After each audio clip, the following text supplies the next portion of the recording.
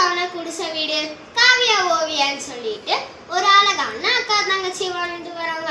அவங்க வீடு ரொம்பவே எளிமையா இருந்தது, பார்க்க அழகா நல்லா இல்லை. இதனால அவங்க தங்கச்சி அவங்க அக்கா கிட்ட ஏதாவது ஐடியா இருக்கான்னு கேட்குறாங்க. அவங்க அக்கா நம்ம வீட்டை சுற்றி பூச்செடிகள் நடக்கூடாதுன்னு கேட்குறாங்க.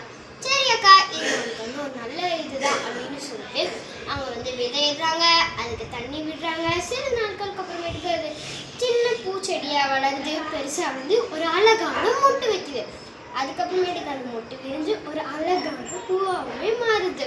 இதை பார்த்து அவங்க தங்கச்சி ரொம்பவே கவலைப்படுறாங்க. ஏன்னா அந்த பூக்கள் எல்லாமே வெள்ளை நிறத்துல தான் இருந்தது, வண்ண நிற பூக்களே அவங்க இல்லை.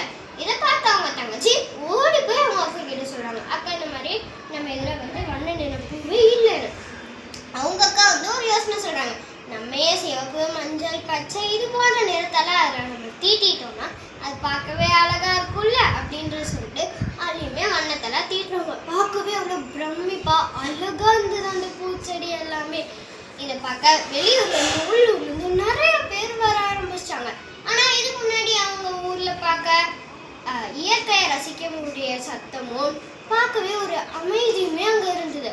ஆனால் வாகனம் எல்லாம் நிறைய வரனால அந்த அமைதியும் இல்லை, அந்த இயற்கையை ரசிக்கக்கூடிய சவுண்டு கேட்கல நம்மளுக்கு. அது மட்டும் இல்லாமல் அங்கே செல்ஃபி ஃபோட்டோ வீடியோ அந்த மாதிரி நிறையவே இருந்தாங்க.